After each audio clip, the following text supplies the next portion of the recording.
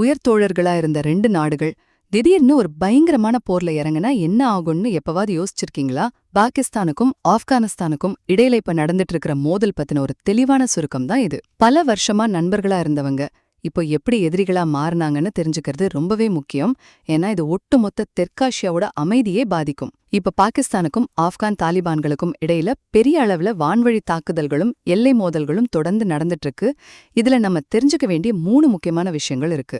முதலாவதாக, ரெண்டு தரப்பும் சொல்ற உயிரிழப்பு கணக்குகளை பார்ப்போம். தங்களோட தாக்குதல்ல 55 பாகிஸ்தான் வீரர்களை கொன்னுட்டதா தாலிபான்கள் சொல்றாங்க. ஆனா பாகிஸ்தான் என்ன சொல்றாங்கன்னா, நாங்க அதிநவீன போர் விமானங்களை வச்சு தாக்கி 274 தாலிபான்களை கொன்னுட்டோம்னு சொல்றாங்க. ஆனா இதுக்கு பின்னாடி ஒரு ஆச்சரியமான விஷயம் ஒழிஞ்சிட்டு இருக்கு. அது என்ன தெரியுமா?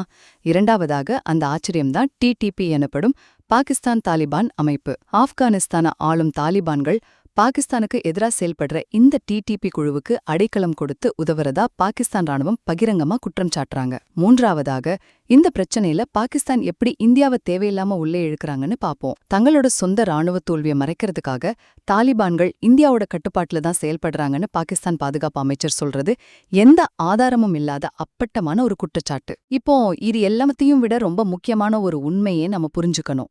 1990கள்ல இருந்து தாலிபான்களை உருவாக்கி அவங்களுக்கு ஆதரவு கொடுத்து வளர்த்து விட்டதே இதே பாகிஸ்தான் தான்.